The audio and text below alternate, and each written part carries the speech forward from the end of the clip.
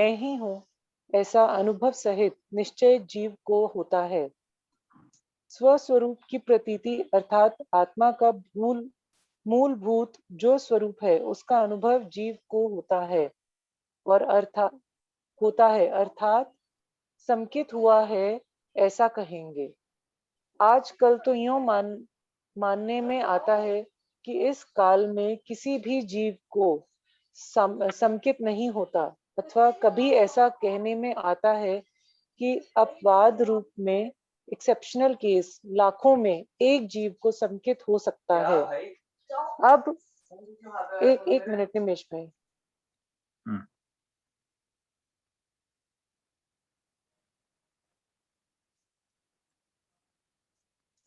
निमेश भाई, हाँ जी। अब शास्त्रों में संकित के बारे में चाहे जो लिखा हो, लेकिन हम जब स्वयं अनुभव करें और अनुभव से लगे कि कुछ अपूर्व वस्तु की प्राप्ति हुई है, तो फिर कोई जीव ऐसा तो नहीं कहेगा कि शास्त्र में लिखा हुआ सच है और मेरा अनुभव गलत है। लेकिन जब तक अनुभव ना हो, तब तक शास्त्र सच्चा लगता है। जब तक मुझे अनुभव हो ही नहीं सकता, ऐसी जिद जीव रखे, तो भी शास्त्र सच्चा लगता है। लेकिन जिसका मन विशाल, ओपन माइंड है, वो जरूर ऐसा विचार करे कि यह प्रयोग, एक्सपेरिमेंट करने जैसा है। ये निमेश भाई, मुझे सेकंड हाफ इसका समझ नहीं आया ज्यादा। कोई बात नहीं, आपको जितना समझ में आया आप बताइए। कि ये इसमें ऐसा बता रहे हैं कि ये जैसा बताई वैसी दशा कुछ समय तक, वर्ष 2 वर्ष या 5 वर्ष तक जैसी जिसकी क्षमता हो, उस प्रकार से रहे। और फिर पुरुषार्थ अगर, तो जैसे अब हम इस मार्ग पर जब चल चुके हैं, तो हमें कुछ साल, 2 साल, 4 साल, 5 साल, वर्षों तक हम हमारी जैसी जितनी क्षमता हो, हम उतना उस तरह से पुरुषार्थ करें अपना इस मार्ग पर। और धीरे धीरे पुरुषार्थ बराबर एक स्वरूप में चलता रहे, तभी स्वस्वरूप की या चौथे स्थानक गुण स्थानक में जो आत्मा की साक्षात्कार की जो अनुभूति होती है, वो हमें तब प्राप्त हो सकती है। परंतु हमें इसके लिए पुरुषार्थ जो है वो बराबर करते रहना पड़ेगा। और जड़ ऐसी देह और दूसरे अनेक पदार्थ, उन सबसे भिन्न चैतन्य स्वरूप ऐसा आत्मा, वह मैं ही हूँ, ऐसा निश्चय जीव को होता है। और ये जो हमें अनुभव होता है कि मैं आत्मा हूँ और जड़ ऐसी देह ये मुझे समझ नहीं आया ये। कोई बात नहीं, आप जितना समझे उतना बताइए, बाकी का हम हाँ कवर जी, कर। कि अनुभव सहित निश्चय जीव को होता है कि जो मैं हूँ, मैं ही हूँ, ये आत्मा का जो अनुभव होता है, नहीं, सर्व स्वरूप की प्रतीति अर्थात आत्मा का मूलभूत जो स्वरूप है, उसका अनुभव जीव को होता है और अर्थात संकित हुआ, ऐसा कहेंगे। तो जब हम इस मार्ग पर अपना पुरुषार्थ बराबर एक नियम से करते रहेंगे, 2, 4, 5 साल तक, चाहे हम बहुत ज्यादा ना करें, चाहे हम कुछ भी करें, और जब हम ये करते रहेंगे, तो हम कह सकते हैं कि शायद हमें कुछ संकेत हो गया है। लेकिन आज के समय में ये कह पाना कि लोगों को संकेत हो रहा है, ये बहुत ही मुश्किल है। क्योंकि आजकल संकेत या सेल्फ रियलाइजेशन लाखों में एक को ही हो पाती है, उससे ज्यादा, क्योंकि लोग इतने इस संसार भाव में इतने ज्यादा पढ़ चुके हैं कि उनके लिए इस इस भाव को इस संकित भाव में आना अपने पुरुषार्थ से, वो काफी कठिन है। ये मुझे समझ में आया है। ओके। जय ठीक सतगुरुदेव वंदन। है सदगुरुदेव। स्वस्वरूप की प्रतीति। अभी हम गाथा नंबर 2 पर है। स्वस्वरूप की प्रतीति अप्रमत संयम धारणम पूरणपणे वितराग निर्विकल्पता के कारणम अंते अयोगी स्वभाव जो ताके प्रकट करता रहे अनंत अव्याबाद स्वरूप में स्थिति करावन और है। ये जो मंगलाचरण है और गाथा नंबर 1 और गाथा नंबर 2, ये पूरा स्टार्टिंग से लेकर एंड तक का पाथ है। That means starting from zero up to moksha, यहाँ तक का ये पाथ दोनों गाथा नंबर 1 जो अभी तक हमने की है, अभी हम लोग गाथा नंबर 2 पे आए हैं। तो अभी जो है, जो लाइन हम कर रहे हैं वो है स्वस्वरूप की प्रतीति। स्वस्वरूप की प्रतीति का मतलब होता है कि जो अपना आत्मा स्वरूप है उसकी प्रतीति होना, उसका आंशिक अनुभव होना, उसको स्वस्वरूप की प्रतीति कहेंगे। प्रतीति मतलब प्रूफ, और प्रतीति का दूसरा मतलब होता है झलक, कि हमें ऐसी अपने स्वरूप की प्रतीति होती है, झलक होती है। तो यहाँ पर पप्पा जी कहते हैं कि जो प्रीवियस जो गाथा थी अपूर्व स्वभाव के प्रेरक, तो अपूर्व स्वभाव के जो प्रेरक जो था वो गुणस्थानक नंबर 3 था। अभी जो गुणस्थानक है वो 1 टू लेके, मतलब 0, फिर बाद में ऑब्वियसली 1 से लेके अप टू 14 तक है। 14th इज सिद्धालय या मोक्ष। तो अभी हम इस गुणस्थानक के रेफरेंस से ये पद पढ़ रहे हैं। तो अभी तक जो हमने गाथा नंबर 1 में लिया था वो गुणस्थानक नंबर 3 तक का लेवल था, लेकिन गुणस्थानक नंबर 3 में भी अपूर्व स्वभाव का अनुभव होता है। जैसे पापा जी ने प्रीवियस चैप्टर में लिखा है कि हमें ऐसा अनुभव होता है कि कभी आनंद का, कभी शांति का, कभी असंगता का, और कभी ऐसा लगता है कि मैं सर्व से भिन्न हूँ, कभी ऐसा लग रहा है कि मैं आकाश में उड़ रहा हूँ, मतलब एक में, और ऐसा लगता है मैं बैठा हूँ लेकिन मैं शरीर से अलग होके ऊपर उठ रहा हूँ। और इस तरह से ऐसा एकदम लाइटनेस फील होता है, अपलिफ्टमेंट फील होता है। तो इस तरह के जो अलग अलग आंशिक अनुभव होते हैं, यहाँ पर पापा जी कहना चाहते हैं कि ये जो दशा चलती रहती है कुछ समय तक के लिए, यानी साल, 2 साल, 5 साल, उससे भी ज्यादा भी हो सकता है। तो फिर अंदर में से एक कैपेसिटी आती है, और अगर पुरुषार्थ बराबर चलता रहे, पुरुषार्थ में भी बहुत बार ब्रेक लगती है, हम सबका अनुभव है। कभी पुरुषार्थ बहुत अच्छा चलता है, कभी ब्रेक लगता है, कभी बहुत डाउन हो जाता है और होता ही नहीं है, एटसेट्रा। बहुत सारे अलग अलग उसमें भी ऑब्स्टेकल्स आते हैं। तो यहाँ कहते हैं अगर ऑब्स्टेकल्स नहीं आते हैं, पुरुषार्थ बराबर चलता रहता है और अच्छी आत्मा की दशा हुई है, तो फिर ये जो फोर्थ गुणस्थानक है, चौथा गुणस्थानक, फोर्थ, ये बहुत ही इंपॉर्टेंट गुणस्थानक है, और यहाँ पर आत्मा का साक्षात्कार होता है। ओके, तो दिस इज कॉल्ड एज समकित।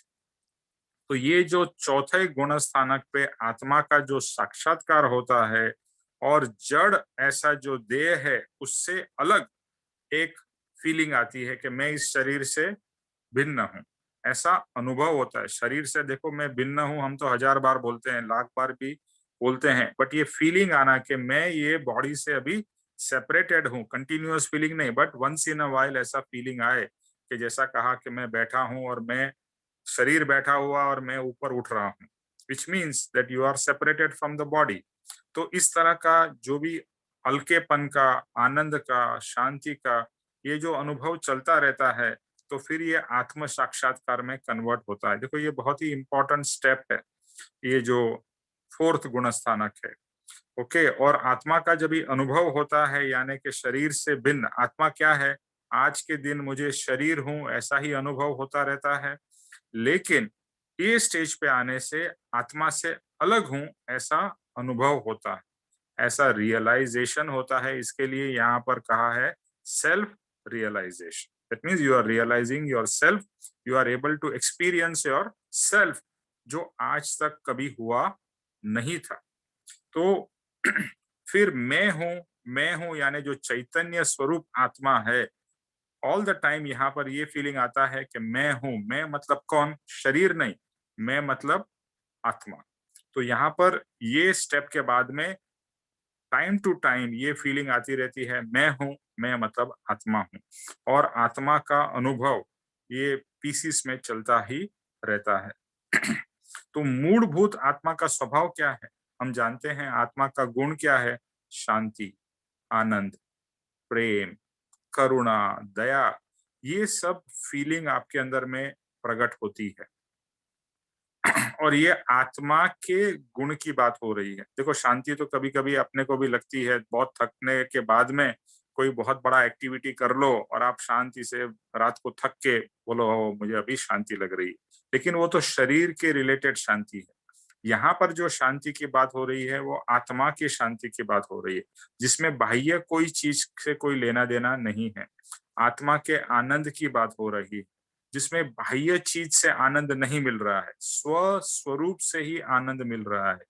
शांति, आनंद, सुख, ये अंतर से जो अनुभव हो रहा है, तो वहां पर हम कहेंगे कि आत्मा का साक्षात्कार हुआ है और आत्मा का जो मूलभूत स्वरूप है, उसका अनुभव हुआ, जिसको समकित कहते हैं या जिसको सेल्फ रियलाइजेशन कहने में आता है। अभी आजकल और बहुत समय से जो स्पेशली जैन कुल से जुड़े हुए हैं, देखो 2 तरीके के लोग हैं। तो ऐसा कहा जाता है कि इस समय में, ये कलयुग के समय में समकित होना इम्पॉसिबल है या समकित नहीं होता है। तो यहाँ पर पप्पा जी कहते हैं कि भले शास्त्र में लिखा हो कि वो डिफिकल्ट है या बहुत कम को हो सकता है, रेयरेस्ट ऑफ रेयर को हो सकता है। ऑब्वियसली इसके 2 कारण है। एक तो जो काल है, जो कलयुग है, उसका प्रभाव इतना स्ट्रांग है कि हर एक जीव संसार में और संसार की उलझनों में लगा हुआ है। हमारा सबका भी अनुभव है कि हम हर समय संसार की ही चीजों में फंसे हुए रहते हैं और उसी में से कभी हम बाहर निकल नहीं पाते हैं और हमारी जिंदगी खत्म हो जाती है। तो यहाँ पर कहते हैं कि जो संसार के जो भी प्रलोभन है या अट्रैक्शंस है, वो जीव को इतना खींचते हैं कि जीव आत्मा वगैरह सब भूल जाता है। तो कलयुग के अंदर में ऐसा कहा जाता है कि ये सब चीजों के कारण आत्मा का अनुभव होना डिफिकल्ट है या पॉसिबल नहीं है। लेकिन पप्पा जी हमें यहाँ पर ये समझाना चाहते हैं कि शास्त्र में भले कुछ भी लिखा हो, शास्त्र में जो लिखा हो सो लिखा हो, अगर आपको आत्मा का अनुभव होता है तो ये प्रश्न होगा कि आप सही है या शास्त्र सही। तो obviously experience will all the time, भले किताब में कुछ भी लिखा हो, लेकिन अगर आप कुछ स्पेसिफिकली अनुभव करते हो तो आप क्या कहोगे, भले किताब में जो लिखा है सो लिखा है, लेकिन मेरा अनुभव ये है, बिकॉज ये एक्सपीरियंस है, ये कोई कही सुनी बात नहीं है, you are feeling it, you are realising it. तो ये अनुभव जो है, देखो इस मार्ग में सबसे इंपॉर्टेंट बात यह है कि अनुभव, आप जो भी करो ultimately it should result into some sort of an experience. अगर वो कुछ भी नहीं हो रहा है और आप सिर्फ गाड़ी चल रही है and you are not reaching any destination, तो आप क्या कहोगे, बस चक्कर मार रहे हैं। तो सही तरीके से अगर मार्ग पे हम चलते रहे, सदगुरु का डायरेक्शन से, उनके गाइडेंस से हम स्टेप बाय स्टेप आगे बढ़ते जाए, तो ये जो गुणस्थानक बताए हैं उसके हिसाब से हम ऊपर ऊपर चढ़ते जाएंगे। जैसे एक बच्चा स्कूल में पढ़ता है तो टीचर का गाइडेंस होता है, पेरेंट्स का और दूसरे लोगों का, तो बच्चा पढ़ता है और पढ़ने के बाद में फर्स्ट से सेकंड, सेकंड से थर्ड, इस तरह से आगे बढ़ता जाता है। इसी तरह से हमारी भी यहाँ पर आत्मिक प्रोग्रेस, फर्स्ट गुणस्थानक, फिर थर्ड और अभी फोर्थ गुणस्थानक पे हम पहुंच सकते हैं। और ये fourth is a very very important turning point. ऐसे तो हर एक गुणस्थानक टर्निंग पॉइंट है, बट फोर्थ है, यहाँ पर समकित हो रहा है। और समकित यानी कि the most important step which will lead to moksha. Okay, समकित जो है वो मोक्ष का बीज है। तो समकित होना ये हमारे जीवन का लक्ष्य होना चाहिए। हम सबके जीवन का यही लक्ष्य होना चाहिए कि इस भाव में, इस लाइफ टाइम में एटलीस्ट मैं आत्मा का अनुभव कर लूं, आत्मा का साक्षात्कार या समकित की प्राप्ति करूं। और ये लाइफ टाइम में मुझे अचीव करना है। ये अपने लिए एटलीस्ट एक गोल तो हम सेट कर सकते हैं और उसके लिए जो भी पुरुषार्थ करना पड़े मैं अवश्य करूंगा। ये अंदर से एक दृढ़त्व आना चाहिए, अंदर से एक कॉन्फिडेंस आना चाहिए कि मुझे इस लाइफ को वेस्ट नहीं करना। अगर संकेत नहीं मिला और ऐसे ही हम चले गए तो समझिए ये कि ये लाइफ कुछ किया नहीं। और संकेत प्राप्त कर लिया तो वो संकेत आगे जाके हमें मोक्ष तक लेके जाएगा। तो बहुत ही इंपॉर्टेंट स्टेप है संकेत। तो यहाँ पर ये कहना चाहते हैं पापा जी कि जो अनुभव है, forget about what is written in the books, शास्त्र में क्या लिखा है, हम प्रैक्टिकली, ये मार्ग है ना प्रैक्टिकल है, तो हमें प्रैक्टिकली अनुभव करना है। ईच एंड एवरीथिंग जो बुक्स में लिखी है बातें, वो हमें प्रैक्टिकली, यानी we have to feel it, we have to experience it, अनुभव में आना बहुत जरूरी है। और अनुभव में आएगा ना तो आपको खुद को कॉन्फिडेंस भी आएगा कि yes, I am in the right track और I am going through the right path. तो ये सब इम्पोर्टेंट बातें हैं। और संकेत की प्राप्ति, ये हमारा लक्ष्य, ये हमारा गोल होना चाहिए, जो कि फोर्थ गुणस्थानक या चौथे गुणस्थानक पे होता है। तो बस अपने अनुभव से ये प्राप्त करना है, यानी ये अनुभव करना है। और उसके लिए जो 3 चीजें बताई गई है, क्या? सत्पुरुष के वचन, मुद्रा और समागम। ये 3 चीज को फॉलो करने से, इन तीनों चीजों का सहारा लेकर, ये निमित्त का सहारा लेकर हम ये आत्म साक्षात्कार कर सकते हैं। सत्पुरुष के वचन, मुद्रा और समागम।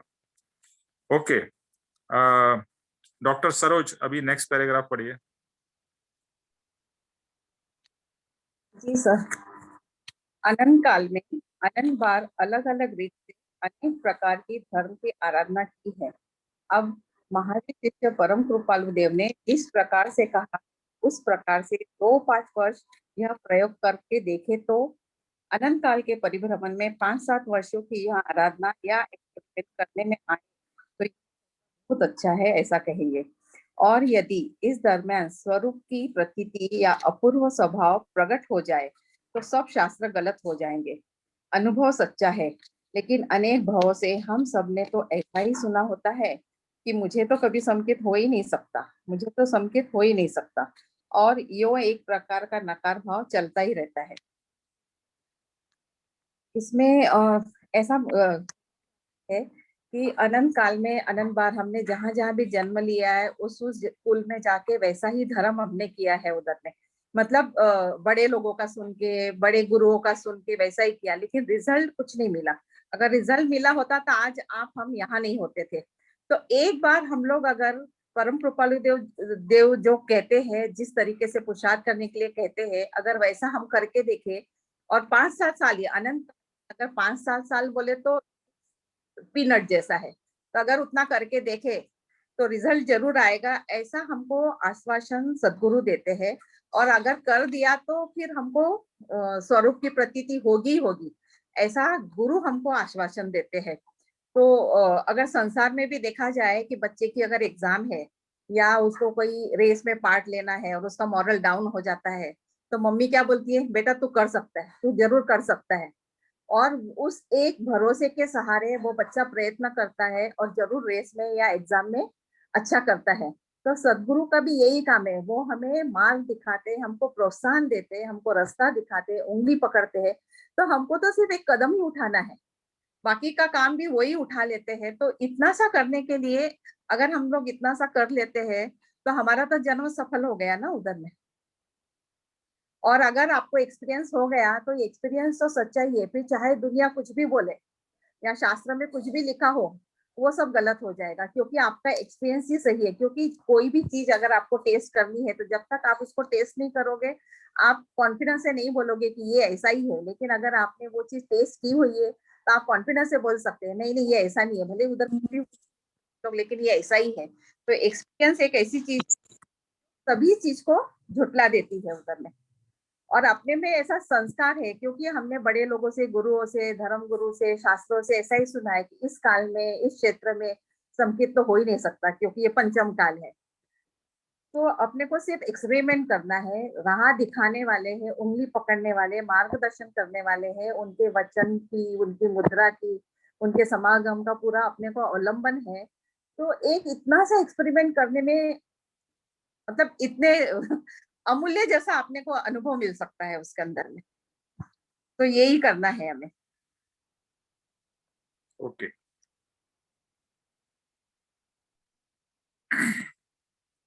अनंत काल में अनंत बार, पहले तो हम अभी ये बात हमें समझ में आई है कि मैं आत्मा हूं। ओके, तो आत्मा हूं तो अनंत काल से मैं हूं और अनंत काल से मैं परिभ्रमण कर रहा हूं। ये तो हमें समझ में आ रहा है कि जन्म मरण मेरा कंटिन्यूअसली चालू ही है। और जिस जिस समय जन्म लिया मनुष्य का, एटलीस्ट मनुष्य की बात करें तो हमने किसी न किसी प्रकार के धर्म की आराधना की है। चाहे पत्थर को पूजा होगा, समुद्र को पूजा होगा, सूर्य को पूजा होगा, किसी न किसी को पूजा है ही। जो पहले के आदि मानव थे वो कुछ अलग चीज को पूजते थे, बाकी के लोग फिर बाद में अलग अलग। यानी हर एक जब भी जन्म हुआ तो जन्म यानी मनुष्य का जन्म, तो उसमें हमने अलग अलग धर्म का आराधन किया ही है। लेकिन अब तक, जैसे सरोज जी ने बताया, अब तक कुछ मिला नहीं है। और अगर मिला नहीं है तो अगर अभी हमें कृपाणु देव का ये पाथ मिला है और पप्पा जी जैसे प्रत्यक्ष सदगुरु मिले हैं, तो वो जो बताने की कोशिश कर रहे हैं, वो जो हमें डायरेक्शन दे रहे हैं, व्हाई नॉट ट्राई दैट।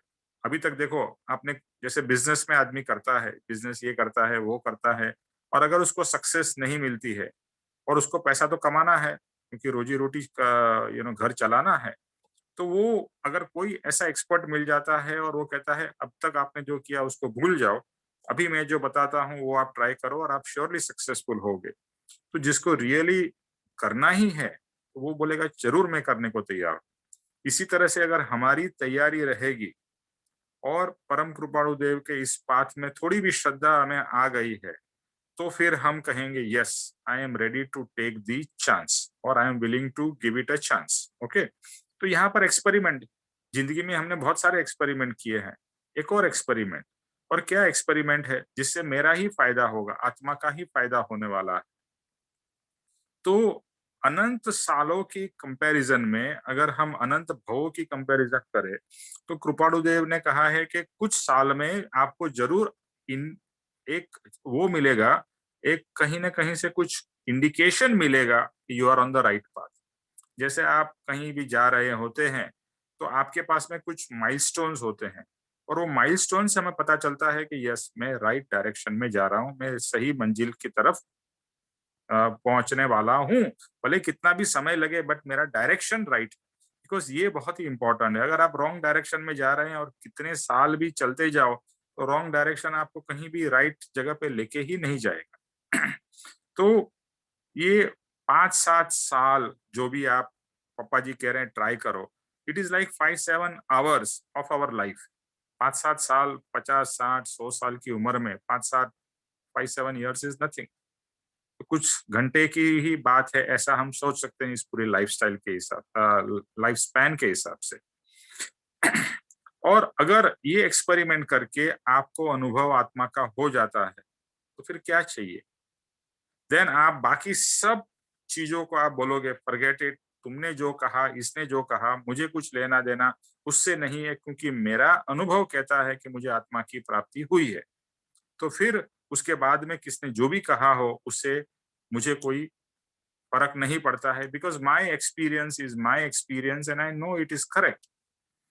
तो यहाँ पर एक और बात है कि आज तक हमारे अंदर में ऐसा अलग अलग गुरुओं ने, अलग अलग शास्त्रों ने ऐसा अंदर में इनपुट डाल दिया है कि भाई सेल्फ रियलाइजेशन, अरे वो तो बहुत आगे की बात है, समकित, अरे ये तो मिल ही नहीं सकता।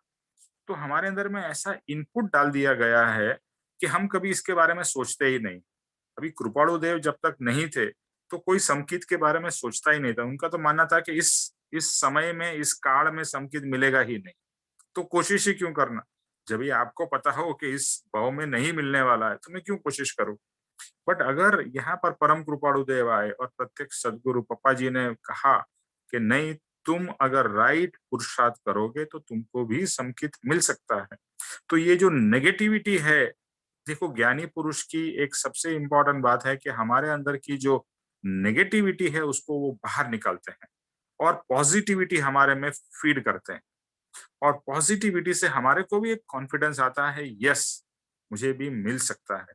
देखो ये एक एक अंदर से आवाज आई कि मुझे मिल सकता है, बट हाँ मुझे मेहनत करनी पड़ेगी, पुरुषार्थ करना पड़ेगा, बट मिल सकता है, इतना कॉन्फिडेंस आया तो आप मेहनत करोगे। जैसे बच्चे को लगे कि मैं एसएससी का एग्जाम पास कर सकता हूं तो वो मेहनत करेगा। अगर उसको बताया जाए कि तू कुछ भी कर ले, तेरे को एसएससी का पास ही नहीं होगा, तो बोलेगा ठीक है फॉरगेट इट, तू मेहनत करनी है। तो यहाँ पर यही बात है, एसएससी के जैसे बात कही, यहाँ पर समकित की बात। अगर हमें पता चले समकित मिल सकता है, समकित कोई ऐसा चीज नहीं है कि इम्पॉसिबल जैसा है, ये तो सिर्फ आत्मा का अनुभव है, और मैं तो स्वयं आत्मा हूं, तो मैं अपना अनुभव नहीं कर सकता हूं। ऐसा अगर हम सोचते हैं और ज्ञानी पुरुष हमें बताते हैं, तो हमें बहुत ही अंदर से प्रेरणा मिलती है और पुरुषार्थ करने का बल मिलता है। यस मैं भी ये अचीव कर सकता हूं और करूंगा, ये दूसरा कॉन्फिडेंस आता है। तो बस नकार जो है और नेगेटिविटी है, वो उससे हमको मुक्त होना है। ओके, अभी वीटा जी नेक्स्ट पैराग्राफ पढ़िए, वीटा जी।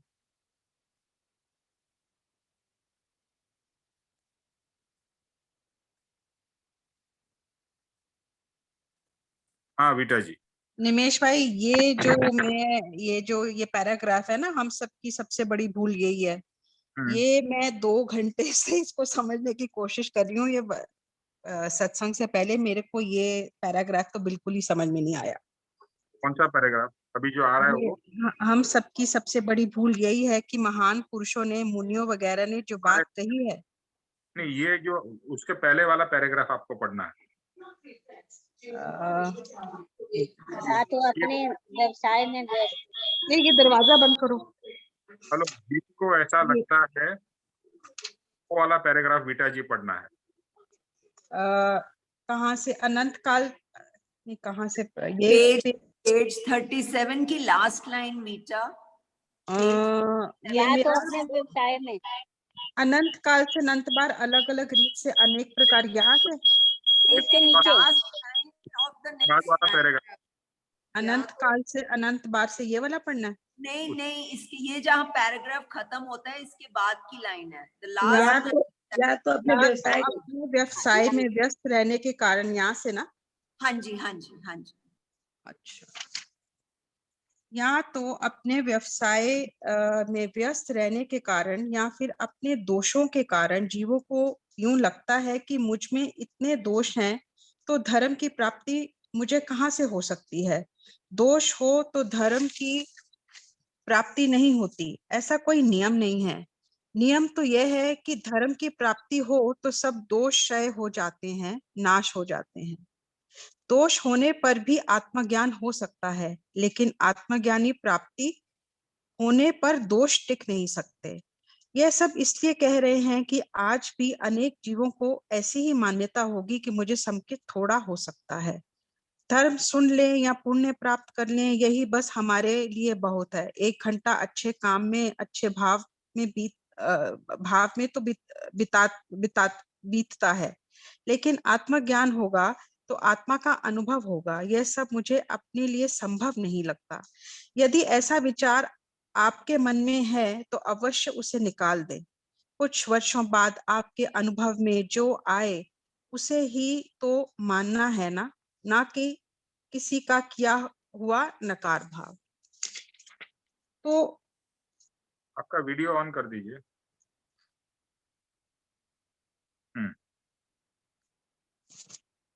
जैसे कई लोग अपने बिजनेस में व्यस्त रहते हैं और आप कभी उनसे बात करते हैं तो उनको ये सब बातें झूठी लगती हैं। उनको ऐसा लगता है कि ऐसे कैसे हो सकता है कि हमें सेल्फ रियलाइजेशन तो सिर्फ योगी मुनियों के लिए, हम तो संसारिक हैं और हमारी गृहस्थी है, हम घर गृहस्थी वाले लोग थोड़ा ना ऐसा कुछ कर सकते हैं। और ये 99.9 लोगों की मैंने ये देखी है, उनकी यही लाइन है कि ये तो हम ऋषि मुनि थोड़ी ना है कि हम सेल्फ रियलाइजेशन प्राप्त कर लें। तो जीव को यूं लगता है कि मुझ में क्योंकि उसे ऐसा लगता है कि मेरे अंदर बहुत दोष हैं, क्योंकि अंदर से तो सबको मालूम रहता है कि मतलब मेरे से बहुत बिजनेस में भी गलत होता है, या मैं झूठ बोलता हूँ, या बहुत तरह के उसको अपने अंदर दोष दिखाई देते हैं।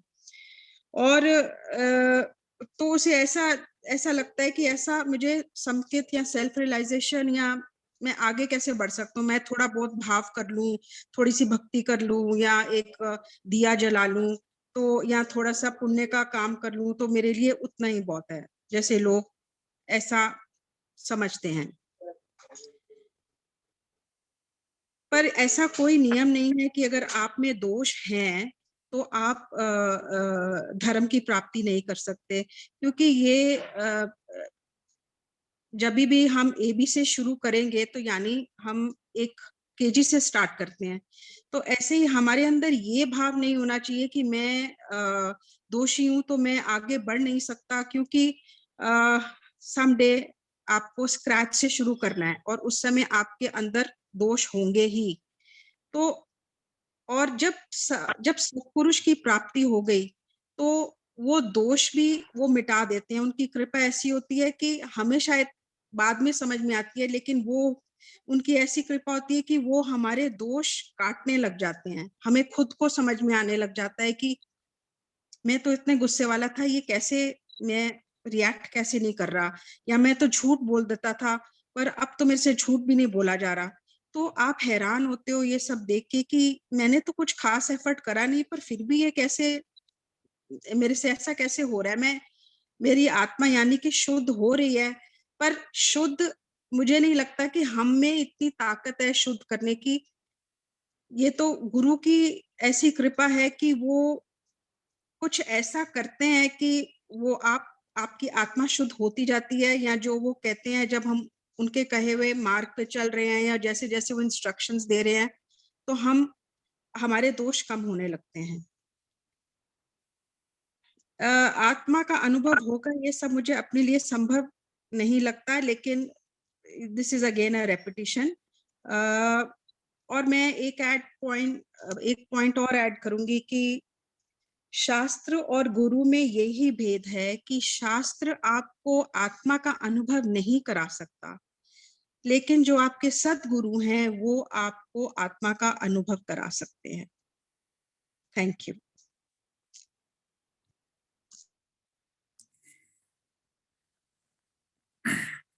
अभी यहाँ पर पापा जी जो कहना चाह रहे हैं कि हम सबको पता है हमारे अंदर में क्या दोष है।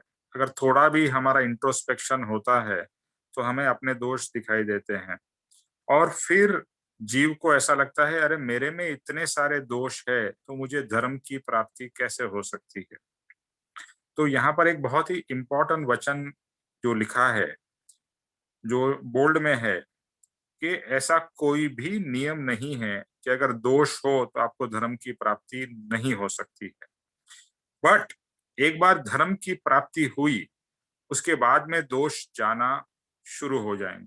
आज तक हमने क्या किया, क्रोध है तो क्रोध निकालने का बहुत प्रयास किया, मान है तो मान, या लोभ या माया या कपट, जेलसी, ये सब चीज निकालने की कोशिश की होगी।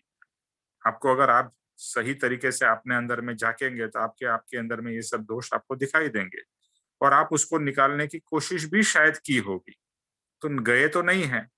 और बहुत से लोग बहुत सारे एंगर मैनेजमेंट के कोर्सेज करते हैं, क्लासेस लेते हैं और यूट्यूब पे दुनिया भर के वीडियो देखते हैं, और उससे कोई एंगर कम नहीं होता है।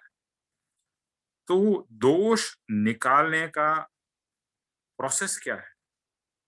तो ज्ञानी ने क्या बताया है कि आत्मज्ञान होने के बाद में दोष जाना शुरू हो जाएंगे। आत्मज्ञान होगा उसके बाद में आपके दोष जाएंगे, लेकिन दोष है इसके लिए आत्मज्ञान नहीं मिलेगा, दैट इज इनकरेक्ट। यानी जिसको भी, जो भी ज्ञानी थे, ऐसा तो नहीं था कि वो पूरे पवित्र थे तभी जाके उनको आत्मज्ञान हुआ। उल्टा, ऑन द अदर कॉन्ट्ररी, आप भक्ति करते रहो। आप में ज्ञानी पुरुष क्या बोलते हैं, आप में भले ही कितने ही दोष हो उसके ऊपर में अभी फोकस मत करो, आप सिर्फ आत्मा के ऊपर फोकस करो और आत्मा को जागृत करो, आत्मा का साक्षात्कार करने का गोल रखो। फिर एक बार आत्मा का साक्षात्कार होगा तो दोष अपने आप में जाने लगेंगे। वो प्रोसेस है, ये होने के बाद में ये होगा, इसके पहले नहीं हो सकता है, या बहुत कम मात्रा में आपके दोष आपके कम हो सकते हैं। ऐसा नहीं कहना है कि बिल्कुल नहीं हो सकते हैं, बट जो मूड में है, जो कि बेसिक रूट्स तक जो आपके दोष गए हैं, वो तो आत्मज्ञान होने के बाद में ही निकलेंगे, और उसको भी टाइम लगेगा।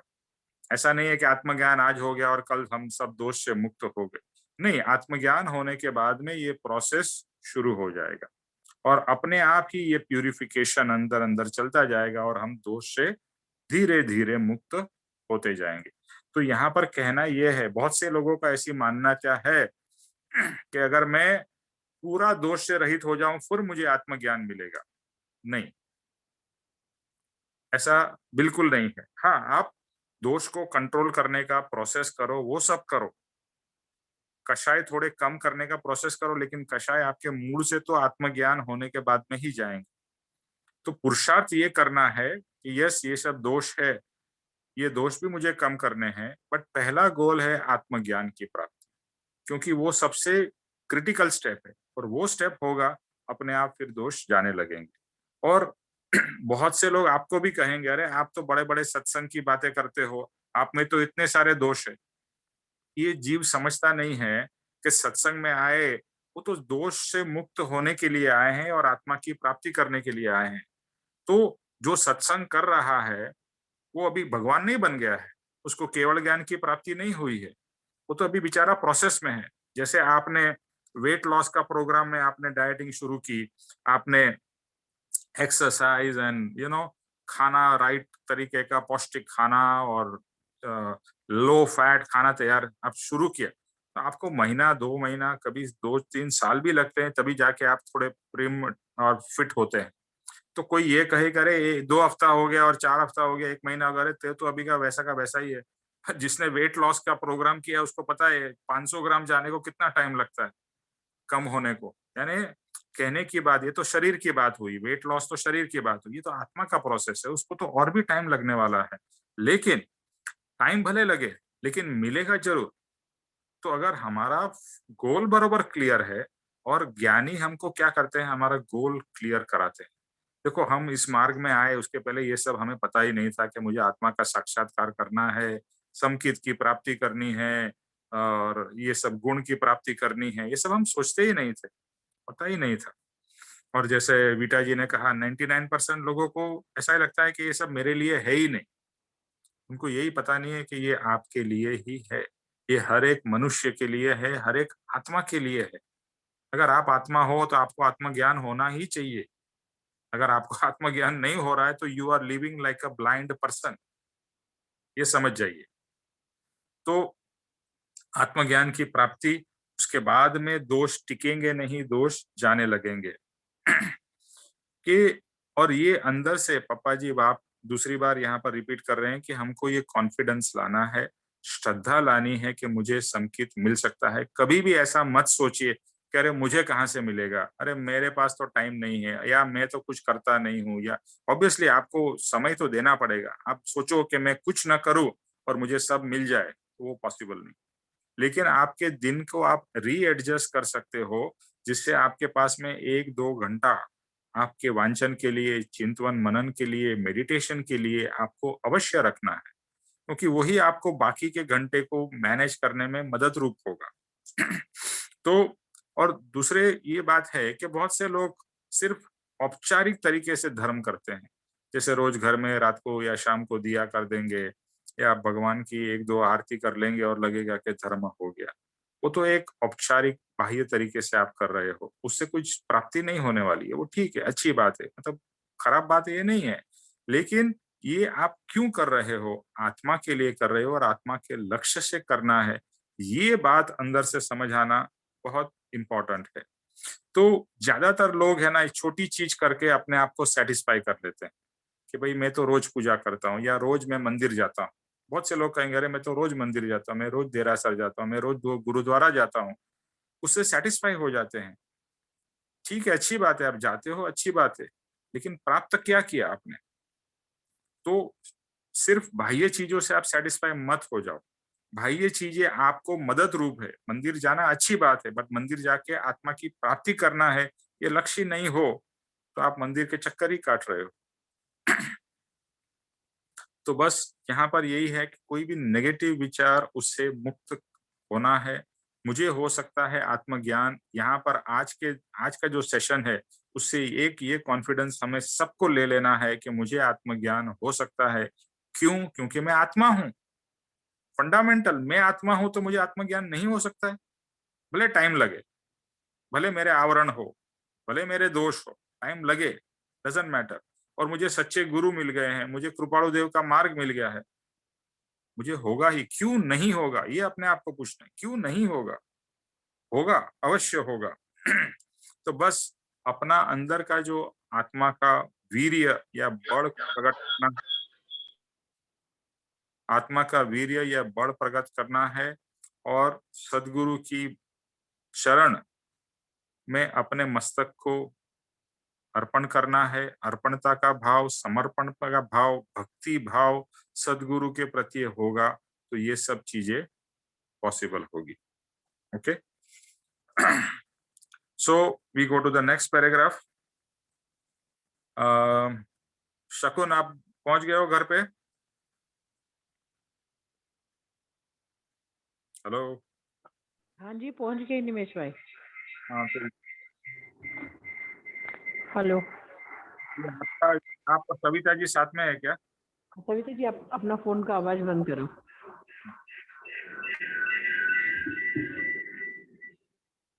ओके, अभी ये पैराग्राफ पढ़िए।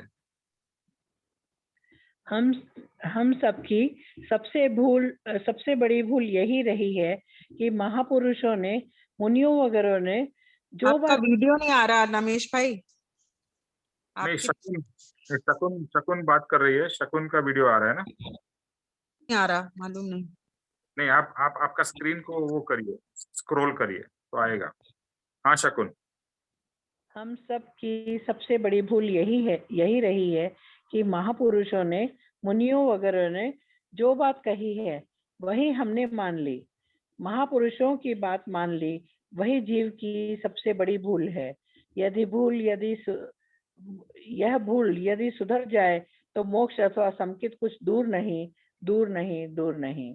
यह वाक्य यदि गलत लगता हो तो भी विचार करके इसे सच्चा मान ले कि महापुरुषों की बात मान लेने में परिभ्रमण बड़ा है। यह वाक्य सच्चा कैसे है, इसका विचार करके देखो, शंका नहीं करना। ये बोल रहे हैं कि महापुरुषों की आज तक जो बात हमने सुनी है, जैसे हम हर संत को सत्पुरुष मान लेते हैं, तो ये हमारी बहुत बड़ी भूल रही। और उसके कारण हम लोग बार बार इतना सब सुनते हुए भी हमने उनकी बात सुन के वही बात मान के कि ये कर लो, वो कर लो। जैसे हमने देखा है कि साप्ताहिक का वो मैंने जो अपना एक्सपीरियंस किया है, वो होता है कृष्ण की जो होती है 1 हफ्ते की पूजा। तो उसमें क्या करते हैं वो लोग, शादी करते हैं, उसमें अच्छा दान दहेज देना है। अब आज उसकी शादी होगी, रुक्मणी की अब ब्याह है, आज वो है, आज ये है। तो वो सब कुछ तो बहुत होता है, पर वहां पर आत्मा का लक्ष्य कहीं पर भी नहीं होता, दूर दूर तक भी नहीं।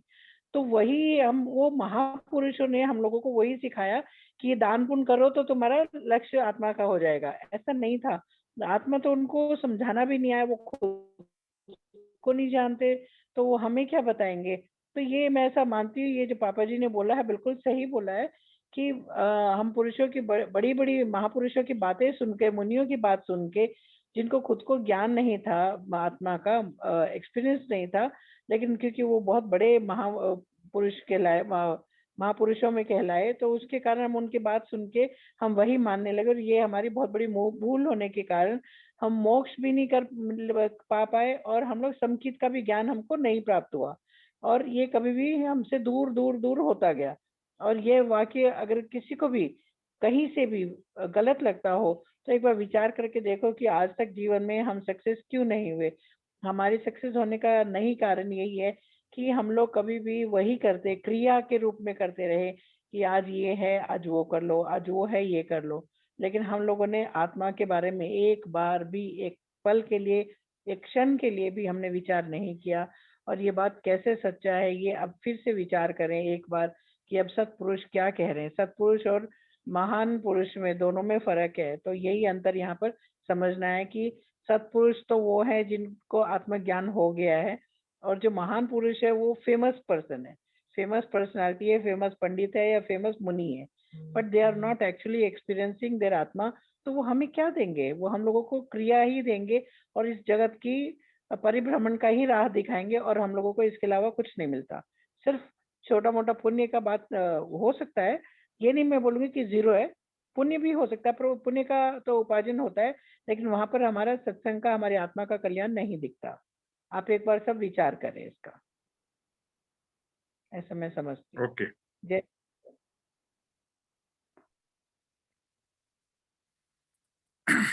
हमारी सबसे बड़ी भूल, ये पापा जी ने अलग अलग टाइम पे ये बात कही है कि हमारा आज तक मोक्ष नहीं हुआ। उसमें एक सबसे बड़ा फैक्टर रहा है कि जो बड़े पुरुष है, जो जैसे शकुन ने बताया, बड़े बड़े पंडित हो गए, बड़े शास्त्रज्ञ हो गए, या बड़े होदेदार हो गए, कि किसी के पंथ के हेड हो गए। जैसे आप देखते हैं हर एक जगह पे अलग अलग बहुत सारे संस्था है, धार्मिक संस्थाएं हैं, और उनके बड़े बड़े जो मुनि है या गुरु है, वो मतलब बहुत उनकी और उनकी फेम भी बहुत है, उनको लाखों लोग फॉलो भी करते हैं, और वो लोगों को हमने ब्लाइंडली मान लिया।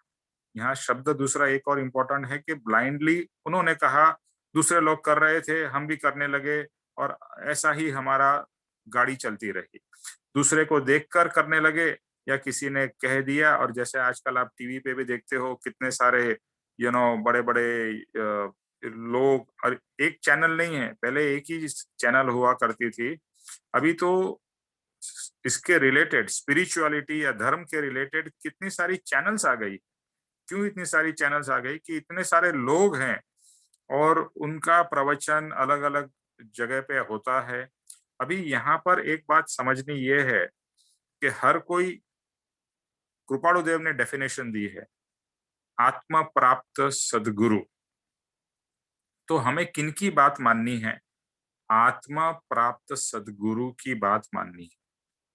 अभी ये एक प्रश्न दूसरा आता है कि अगर हम जिसको फॉलो कर रहे हैं वो आत्मा प्राप्त है या नहीं है।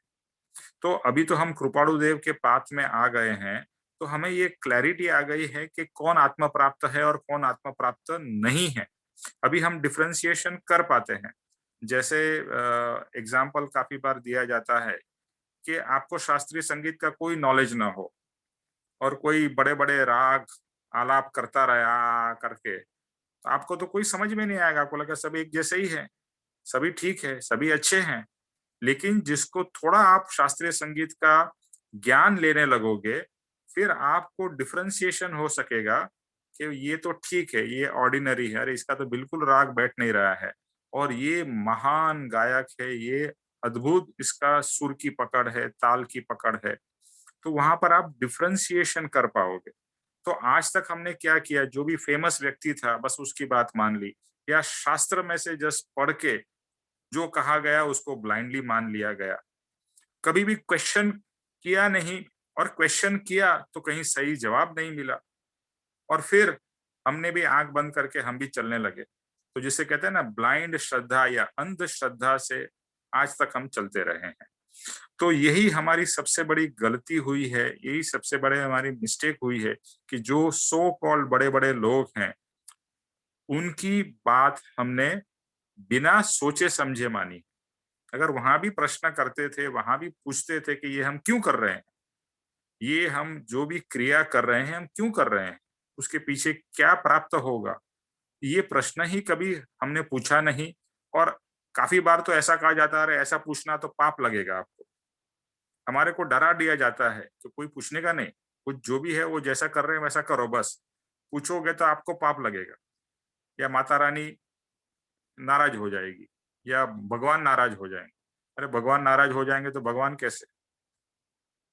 ऐसा कभी हम सोचते ही नहीं है। तो बस जैसा कहा, ये एक प्रवाह चला आ रहा है, हम उस प्रवाह में हम भी बहने लगे।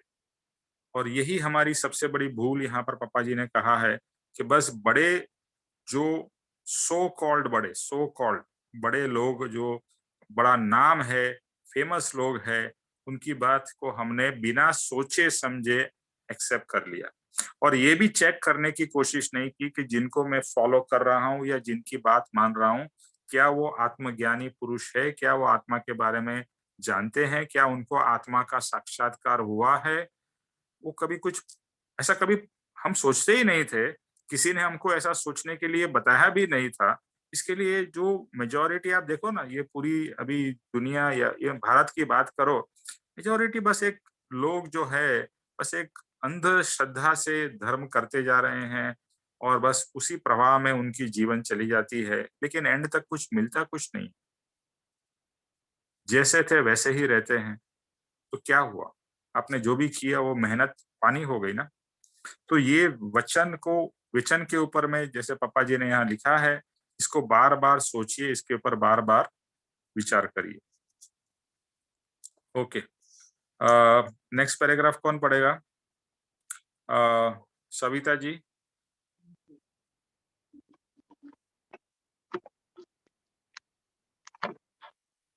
चौथा गुण स्थानक, पांचवा गुण स्थानक, छठा गुण स्थानक, इनमें आपका कुछ ज्यादा वीडियो ऑन हो सकता है, वीडियो ऑन कर दो।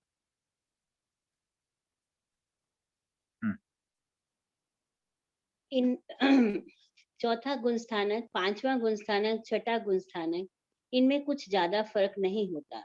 आत्मा की जो दशा है वे क्रमशः विशेष विशेष वर्धमान होती रहती है। आत्मा आगे बढ़ता रहता है, आत्मा आगे बढ़ता रहता है।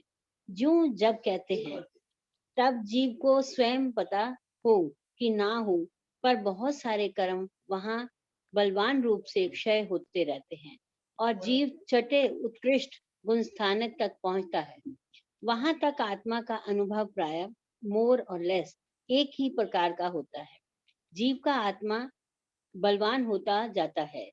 जिस तरह गाड़ी चलाना सीख लिया हो, चलाना आ गया हो और हम रोज चलाते हों, अथवा कोई भी नई चीज सीखने के बाद प्रयोग करते हों और वही चीज 5-5 वर्ष तक नियमित करते रहें, तो ऐसी प्रैक्टिस हो जाती है कि वो क्रिया सहज हो जाती है। ऐसे ही आत्म बलवान होते होते छठे गुण स्थानक में सभी क्रिया सहजता से होती हैं। ओके। हाँ जी।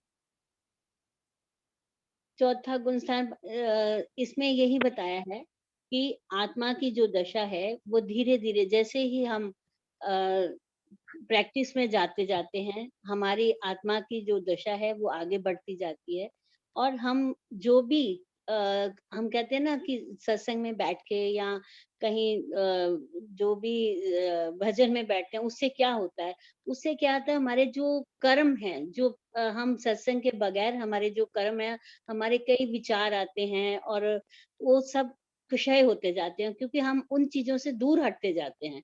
नकारात्मक जो हमारे विचार होते हैं और हम परमात्मा की मतलब आत्मा की तरफ ज्यादा बढ़ते जाते हैं। जीव का आत्मा बलवान होता जाता, हमारी आत्मा जो है और बलवान होती जाती है। और जैसे ही हम प्रैक्टिस करते जाएंगे, जैसे गाड़ी सीखने का उन्होंने उदाहरण दिया है, ऐसे ही अगर हम आत्मा के लिए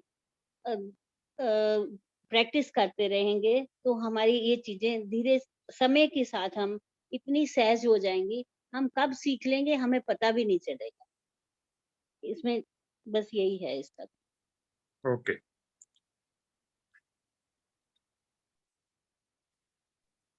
अभी यहाँ पर आपका वीडियो बंद कर दीजिए। चौथे गुण स्थानक, पांचवा, छठा। आपका माइक भी म्यूट कर दीजिए सविता जी। हाँ आपका जी, एक मिनट। माइक और ये म्यूट कर दीजिए। हाँ ठीक है, हो गया अभी। तो चौथा, अभी फोर्थ, फिफ्थ, सिक्स्थ गुण स्थानक की बात हो रही है। तो यहाँ पर कहा है कि फोर्थ, फिफ्थ और सिक्स्थ गुण स्थानक में ज्यादा फर्क नहीं है, सिर्फ इतना ही है कि आत्मा की दशा क्रमशः, अभी चौथे गुण स्थानक में क्या बताया कि आत्मा का साक्षात्कार हो चुका है और वहां से लेके फिर वो प्रोग्रेस होता जाता है फोर्थ, फिफ्थ, सिक्स तक। तो ये एक प्रोग्रेशन है फोर्थ का फिफ्थ, फिफ्थ से सिक्स, और उसमें विशेष आत्मा का अनुभव और आत्मा की अनुभूति या समझ आती जाती है और आत्मा आगे बढ़ता ही जाता है।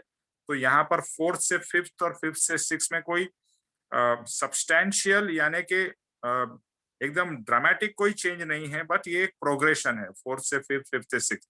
जैसे हम कहते हैं कि प्राइमरी में फर्स्ट स्टैंडर्ड से लेके फिफ्थ स्टैंडर्ड तक, तो प्राइमरी जो है वो first second third fourth fifth, वो सिमिलर क्लासेस, मतलब एक के बाद एक प्रोग्रेशन है। लेकिन प्राइमरी खत्म होते ही फिर सेकेंडरी आता है, then that is a step change. तो यहाँ पर कहना है कि फोर्थ, फिफ्थ और सिक्स्थ में कोई मेजर चेंजेस नहीं है, इट्स अ प्रोग्रेशन ऑफ आत्मा की जो दशा है उसका बढ़ोतरी जो हो रही है, आत्मा का अनुभव की जो बढ़ोतरी हो रही है, वो फोर्थ से लेके फिफ्थ तक, फिफ्थ से लेके सिक्स तक जाती है। और जीव को पता हो या न हो, लेकिन उसके बहुत सारे कर्म क्षय होते जा रहे हैं। अभी हमें पता है कि आत्मा के गुण क्यों नहीं प्रकट होते हैं। आज मेरे आपके सबके आत्मा के गुण आवृत है यानी कि वो ढके हुए हैं, वो आवृत है। और जब तक आवरण दूर नहीं होता है, ये कवरिंग जो कर्म की है वो दूर नहीं होती है, तब तक आत्मा प्रकट कैसे होगा, आत्मा के गुण प्रकट कैसे होंगे। तो जीव को पता चले या न पता चले, पता भी चलता ही है कि मेरे अंदर में दशा में चेंजेस आ रहे हैं, मुझे कर्म जो थे मेरे भारी भारी कर्म वो क्षय होने लगते हैं।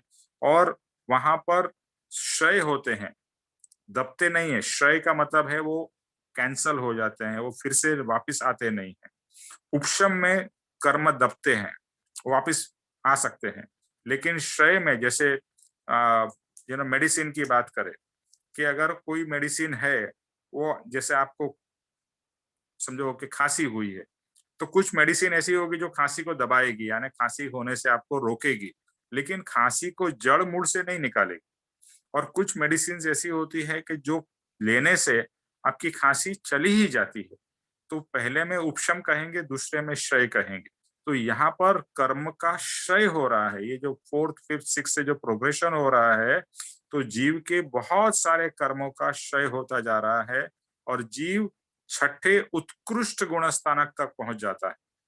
देखो ये सब यहाँ पर तो एक एक पैराग्राफ में या एक दो लाइन में आ गई है, ये बहुत ही लंबा प्रोसेस है। पहले तो ये समझना है कि ये हम कुछ सेशंस के अंदर में हम केवल ज्ञान और मोक्ष तक पहुंच जाएंगे। तो ये तो किताब और सत्संग की बात हो रही है, बट रियल में ये 15 भव का पुरुषार्थ है। कितना भव का? 15 भव का। या एक भव को 100 साल का गिने तो 1500 साल का पुरुषार्थ है। तो पेशेंस बहुत जरूरी है। अगर आप ये सब पढ़ो और बोलो अरे मेरे को आत्मा साक्षात्कार फटाफट हो जाए और मैं 2-4 वीक में, 1-2 महीने में 4 से 6 गुण स्थानक पर चले जाऊं और फिर वहां से 7 पर चला जाऊं, no no no no no no ये बहुत समय लगेगा, होगा जरूर, लेकिन हमें प्रैक्टिकली ये भी समझना है। जैसे आपको यहाँ से यूएस से अगर फ्लाई करके जाना है और कोई बोले 1 घंटे में पहुंच जाना है, तो आप बोलेगे पागल है क्या, कैसे पहुंच सकते हैं? वो पॉसिबल ही नहीं। मिनिमम 24 घंटे लगते हैं या 18 घंटे लगते हैं।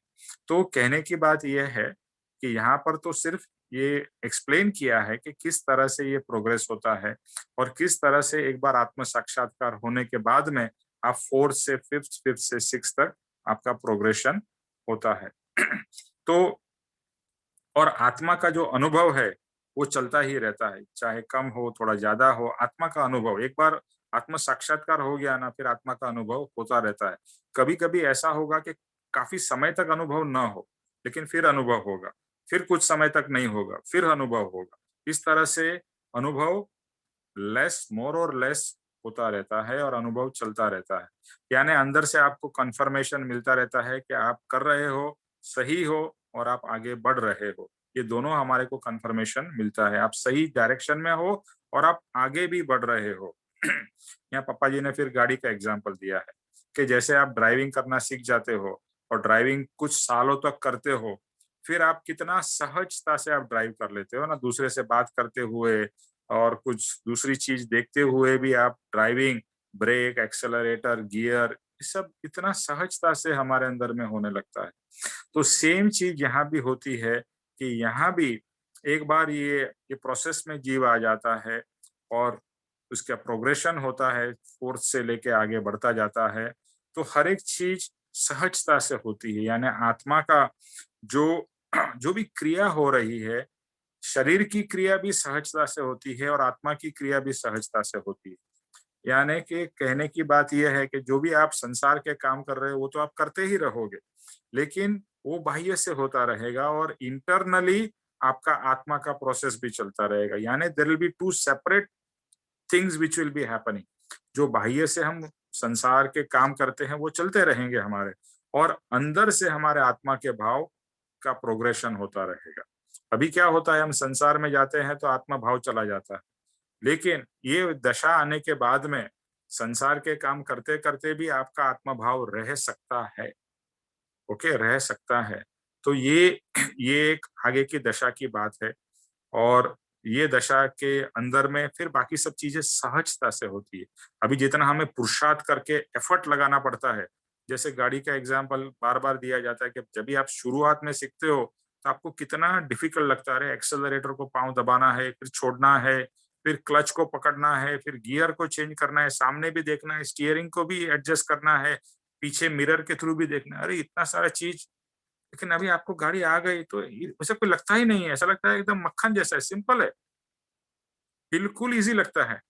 इसी तरह से जो आज हमें आत्मा का पुरुषार्थ एफर्ट लेना पड़ता है, पुरुषार्थ मेहनत करनी पड़ती है, जोर लगाना पड़ता है, what ever you call it, एक बार ये दशा आने के बाद में सब चीज सहज होने लगती है और सहजता से आत्मा प्रोग्रेस करता जाता है और हर एक चीज अपने आप होती जाती है। इसके लिए वो वचन भी है, सहजात्म स्वरूप परम गुरु, यानी सहज आत्मा का स्वरूप और उसकी आत्मा का प्रोग्रेस सहजता से होता रहता है।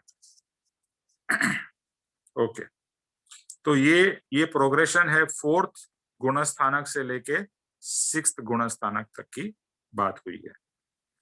ओके, रमेश भाई, I want to ask a question.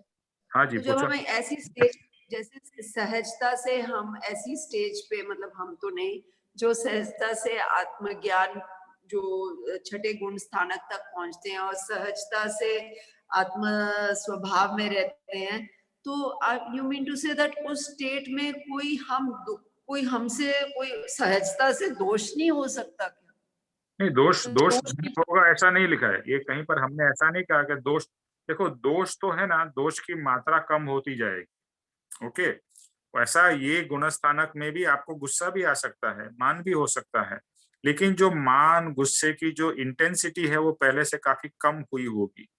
Ultimately सब दोष तो जब भी केवल ज्ञान प्रकट होता है ना, तब सब दोष जाते हैं, उसके पहले नहीं जाते हैं। लेकिन जैसे ये प्रोग्रेशन हो रहा है वैसे दोष कम होने लगते हैं।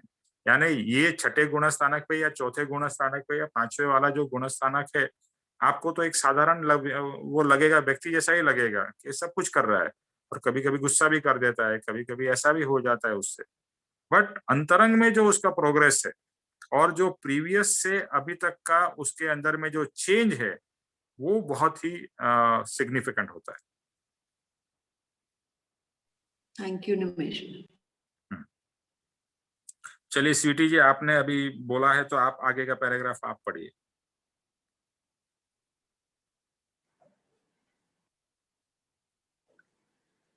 इसके बाद जैसे दशा आगे बढ़ती है, फिर एक नया बदलाव यानी चेंज आता है।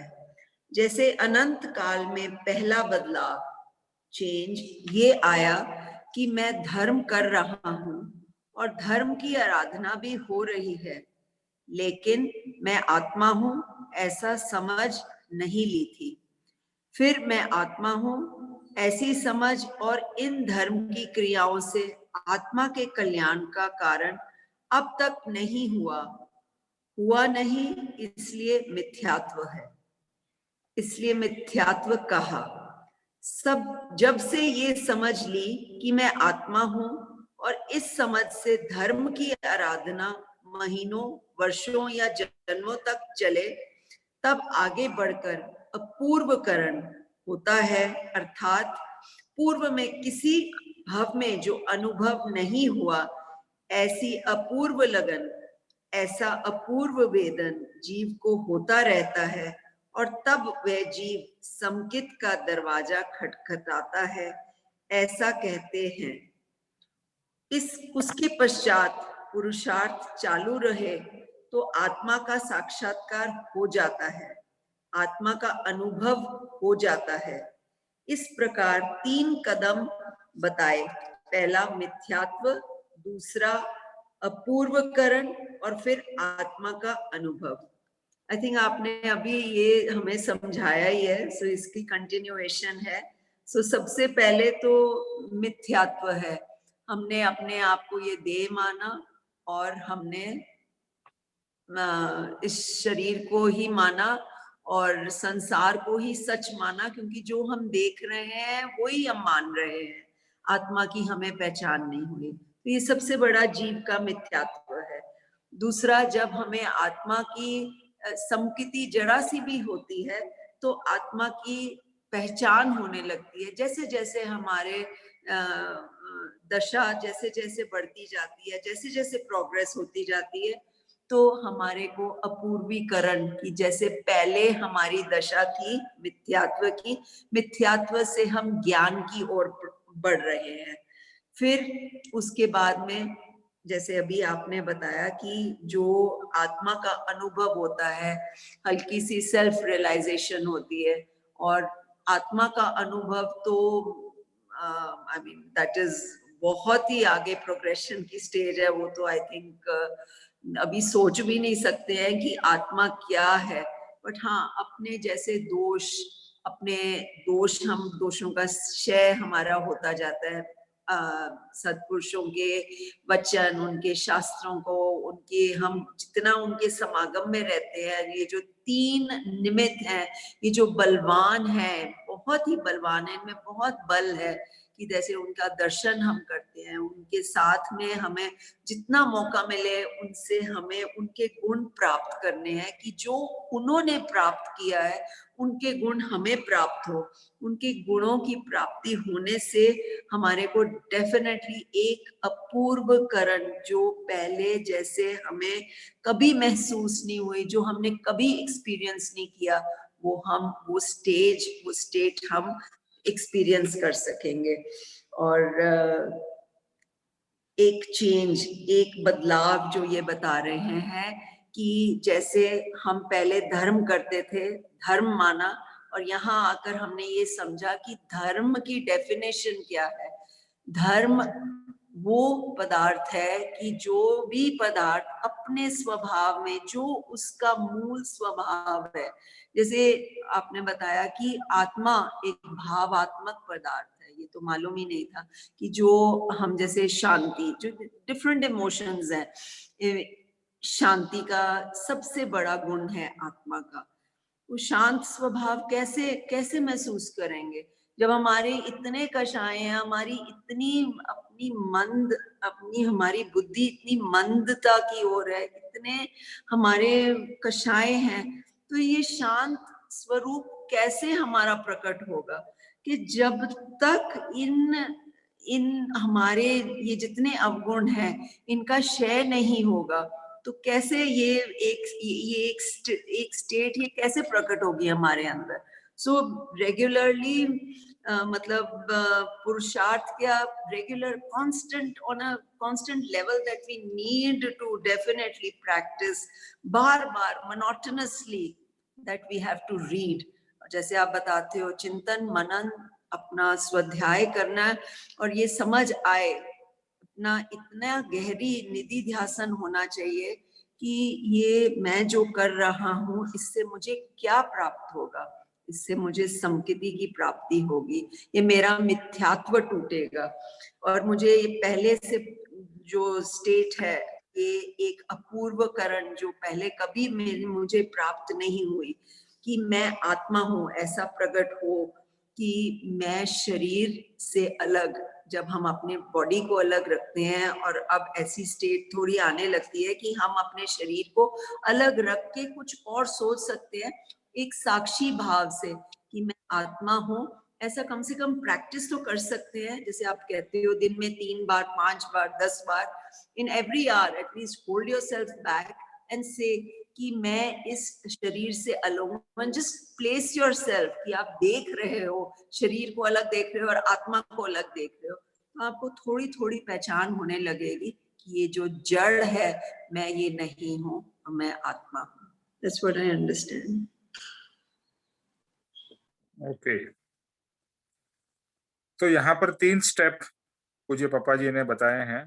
This is like a summary कह सकते हैं कि पहला जो है, सी एक्चुअली इसके आगे में है ना पापा जी, बाकी कितने मेजर चेंजेस आते हैं, मेजर चेंज जैसे 4 to 6 गुणस्थानक is a progression and a major change जैसा यहाँ पर है कि फर्स्ट स्टेप क्या है, कि फर्स्ट स्टेप कहाँ पर चेंज आया कि अब तक हम धर्म कर रहे थे, जो फर्स्ट स्टेप में वो बिना आत्मा की समझे हम धर्म कर रहे थे, यानी एक अपने आप को सेटिस्फाई करने के लिए हम कुछ कर रहे थे और हमें लग रहा था कि हमने भगवान का नाम ले लिया तो बस आज का दिन अच्छा हो गया और आज का मेरा काम पूरा हो गया।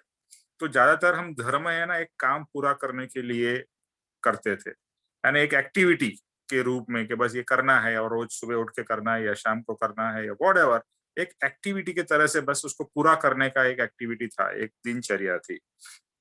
लेकिन अभी जब इस मार्ग में आने के बाद में समझ में आया कि मैं आत्मा हूँ, मैं शरीर नहीं हूँ और जो भी करना है आत्मा के लक्ष्य से करना है। देखो अभी एक सबसे इम्पोर्टेंट चेंज हम सब में जो आया है वो अभी एक रियलाइजेशन हुआ है कि अभी मैं जो भी करूं वो मेरे आत्मा के लिए करूं। अब तक मैंने जो भी किया था इस भव में शरीर के लिए किया था। तो एक हमारे अंदर भी एक फंडामेंटल चेंज आया है कि अभी जो मैं करूं वो मैं आत्मा के लिए करूं। मेरा मेन लक्ष्य शरीर को तो रखना है ध्यान, लेकिन मेरा मेन लक्ष्य आत्मा, पहले शरीर था। तो ये जो पहली समझ आई है, तो यहाँ पर ये मिथ्यात्व जो है उसको हम मिथ्यात्व से बाहर निकल रहे हैं। तो वो फर्स्ट चेंज आया है कि मिथ्यात्व से हम बाहर निकल रहे हैं। कि मिथ्यात्व क्या है, बस मैं शरीर हूँ, मैं शरीर हूँ, मैं निमेष हूँ, यही मानना। और मैं अपने आप को भी इतनी बार ये बोलना पड़ता है कि मैं शरीर नहीं हूँ, मैं शरीर नहीं हूँ, मैं निमेष नहीं हूँ, मैं आत्मा हूँ, मैं आत्मा हूँ।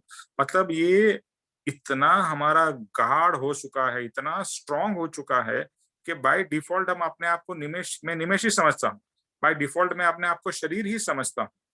अब सबका यही एक्सपीरियंस होगा, दिन रात सुबह शाम हम शरीर के और शरीर के भोग रिलेटेड चीजों के बारे में सोचते हैं। अभी कोरोना आया है तो दिन रात कोरोना फाइड हो गए हम लोग।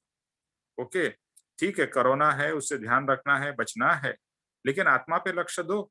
ये तो अच्छा समय है, लॉकडाउन का समय बहुत अच्छा समय है, आप आपका वांचन कर सकते हो, चिंतन मनन कर सकते हो, कोरोना की चिंता छोड़ दो, क्योंकि उसका जो भी प्रोटेक्शन लेना है वो लो, जो भी प्रिकॉशंस लेना है वो करो, लेकिन आपका जो उपयोग और समय आत्मा के लिए निकालो ना। ये आपको एक भगवान ने अच्छा मौका दिया है कि यहाँ पर आप ये कर सकते हो। एक मिनट।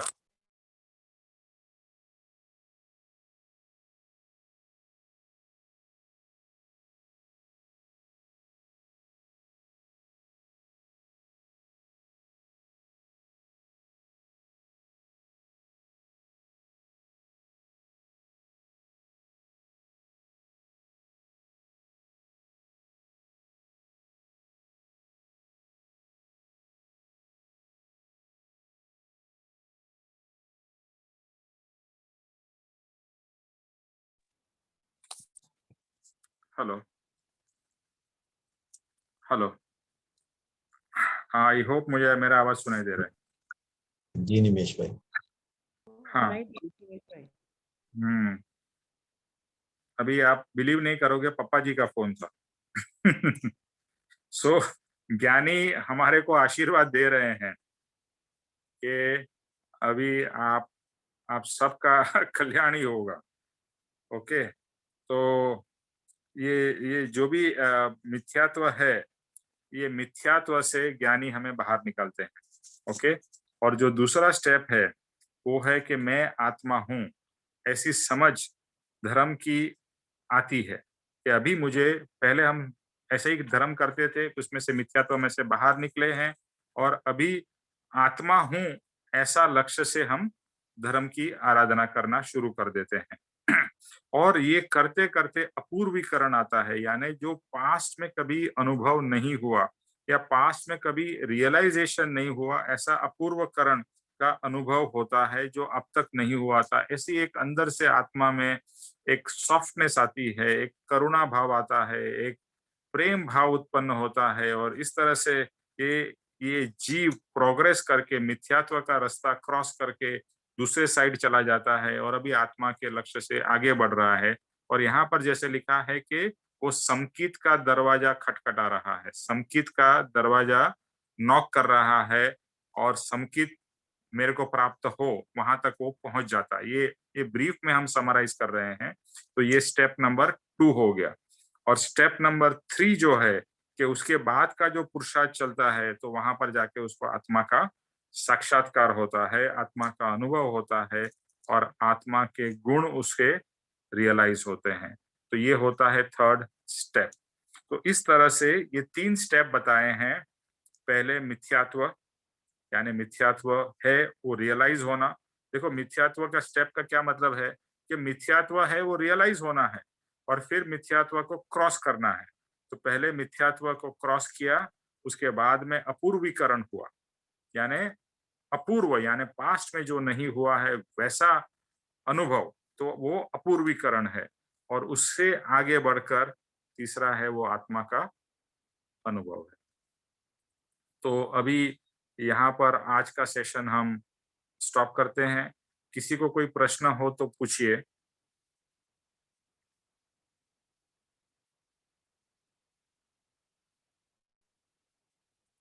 ओके। निमेश भाई, ये छठे उत्कृष्ट का वर्ड का क्या मतलब है? उत्कृष्ट का मतलब जैसा होता है ना, ए प्लस, ए प्लस प्लस। ओके, तो ये जो 6th है उसमें भी एक रेंज है। देखो, हर एक गुणस्थानक की एक रेंज है। तो 6th की स्टार्टिंग और 6th का एंड, उत्कृष्ट मतलब 6th का and, towards the end of 6th, यानी the highest point of 6th, जिसके बाद में जीव 7th पे चला जाएगा। ओके, तो ये 6th छठे उत्कृष्ट गुणस्थानक, यानी उसका एंड पॉइंट या उसका हाईलाइट या उसका best part of the 6th गुणस्थानक। Right. Thank you sir, thank you. Nimesh भाई, एक जैसे हम ये कहते हैं वचन, मुद्रा, समागम, तो वचन से भी समझ आता है और समागम से भी समझ आता है, पर मुद्रा से कैसे exactly what does it mean? मुद्रा से हमें आप कृपाणु देव का चित्रपट देखते हैं या फोटो देखते हैं, तो उसमें दिखते हैं वचन नहीं है, समागम नहीं है, उनकी मुद्रा है। राइट, उनकी है, उनकी मुद्रा देखते, और हमें जो हम देख रहे हैं उनको, आप उसके जो चेहरे पे कितनी वैराग्य है, कितनी वितरागता है, वो मुद्रा से ही आपको दिखाई देती है ना। जैसे मैं आपका फेस देखूं या आप मेरा फेस देखो, without saying anything you get some impression. Right, right. कोई भी व्यक्ति हो, साधारण व्यक्ति या ज्ञानी पुरुष हो, तो उनकी मुद्रा देख के उनका एक पहला जो जो दिखता है चेहरे और उसके हाव भाव के हिसाब से, तो वो हमें एक अलग ही फीलिंग देती है। और जैसे अच्छा, मतलब यानी कि कुछ उनकी मुद्रा को देख के जैसे हमारे अंदर प्रेम का भाव जागता है, या दिस हाँ, इज यस, प्रेम का भाव जागता है, और अर्पणता का भाव जागता है, राइट। भक्ति का भाव होता है, समर्पण का भाव होता है। तो वो सब उनकी मुद्रा देख के होता है। राइट, एंड ही, हाँ राइट, या अब आप कह रहे हैं तो समझ में आ रहा है। जैसे एक एक फीलिंग होती है कि अलाइवनेस की, कि वो अलाइव हैं, ही इज देयर, वो उसमें प्रकट हैं अभी, ऐसा लगता है। राइट। मुद्रा 2 तरीके से है। एक तो जो फोटो में देख रहे हैं वो मुद्रा है, और दूसरी मुद्रा लाइव। जब भी आप प्रत्यक्ष सदगुरु का इंपॉर्टेंस क्यों है, क्योंकि प्रत्यक्ष सदगुरु को आप लाइव देख सकते हो, राइट राइट। लाइव उनके देख सकते हो, और लाइव उनकी मुद्रा को ऑब्जर्व कर सकते हो। तो ये तो करने से भी बहुत कुछ आत्मा को प्राप्त होता है। Right, thank you. ओके, सो अभी जय स्वरूप करेंगे। कौन करना चाहेगा जय स्वरूप? मैं करूँ निमेश भाई? हाँ, करो।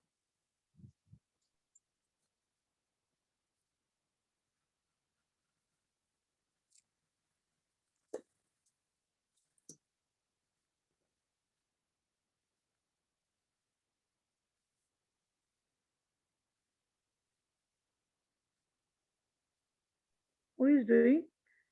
सरोज जी, Hello? आपकी आवाज नहीं आ रहा है। अपने भी वही भाव है, मुझे living है, बस आप ही करो। तो निमेश भाई मैं करूं? जय स्वरूप समझा बिना पाम्यो दुख अनंत, समझायो ते पद नमो श्री सदगुरु भगवन। अब आ रही आवाज नमेश भाई? आ रही है, आ रही है। नमस्कार। परम पुरुष प्रभु सदगुरु परम ज्ञान सुख धाम, जेने आप्यो भान निज तेने सदा प्रणाम। देह छता जेनी दशा वर्ते देहातीत, ते ज्ञानी ना चरण नमा हो बंधन अग्नि, हो बंधन अग्नि। हे परम कृपालु देव, जन्म जरा मरण आदि सब दुखों का अत्यंत क्षय करने वाले वीतराग पुरुष का मूल मार्ग आप श्रीमान ने अनंत कृपा करके मुझे दिया। उस अनंत उपकार का प्रत्युपकार करने में मैं सर्वथा असमर्थ हूँ। फिर आप श्रीमान कुछ भी लेने में सर्वथा निष्प्रभ है, जिससे मैं मन वचन काया की एकाग्रता से आपके चरणारविंद में नमस्कार करता हूँ। आपकी परम भक्ति और वीतराग पुरुष के मूल धर्म की उपासना मेरे हृदय में वह पर्यंत अखंड जागृत रहे, इतना मांगता हूँ, वह सफल हो। ओम शांति शांति शांति। ओके, त्रिलोक के नाथ की जय हो। परम कृपालु देव की जय हो। सदगुरु देव की जय हो। आज के आनंद की जय हो। सर्व मुमुक्षुओं के परमार्थ पुरुषार्थ और भक्ति की जय हो। जय हो। जय हो। विजय हो। विजय हो, विजय हो। जय हो। जय सदगुरुदेव वंदन। थैंक यू निमेश भाई। जय सतगुरुदेव। प्रणाम निमेश भाई। जय सतगुरुदेव भाई। जय सतगुरुदेव वंदन। जय सतगुरुदेव वंदन। जय निमेश भाई अरुणा भी है। आज अरुणा जी भी हैं साथ में। हाँ, अच्छा, नमस्कार नमस्कार। नमस्कार। कैसे? एकदम भगवान की कृपा है। सविता तीनों बैठे हैं। अच्छा, वेरी नाइस, वेरी गुड। ठीक है, तो अगले सैटरडे को स्वीटी जी लॉकडाउन का फायदा उठा रहे हैं। हाँ, पूरा उठाइए, थोड़ा नहीं उठाइए, पूरा उठाइए। थैंक यू निमेश। जय सतगुरु। निमेश भाई नेक्स्ट सैटरडे के लिए हो वो बता दीजिए कितने पेजेस पढ़ के रखने हैं। हाँ, स्वीटी जी अपना पेज नंबर जरा बताइए, और जरा मेरा ये रिक्वेस्ट है कि सब लोग जरूर पढ़ के आइए। 40 पेज नंबर है निमेश भाई। 40 पेज नंबर है निमेश भाई। अप्रमत्त संयम धारणम। ओके, तो अप्रमत्त संयम धारणम, फिर पूर्णपणे वितराग निर्विकल्पता के कारणम, योगी स्वभाव जो ताके प्रकट करता है। ये 3 वचन है, यानी ये जो गाथा 2 के बाकी के पेजेस पढ़ने हैं, गाथा 2 के रिमेनिंग पेज। ओके ओके जी। Okay sir. Okay, thank you. Thank जय यू, सतगुरु वंदन निमेश भाई। Thank you so much Nimesh. प्रणाम। Thank you. Thank you Nimesh भाई। Bye everybody. Bye bye.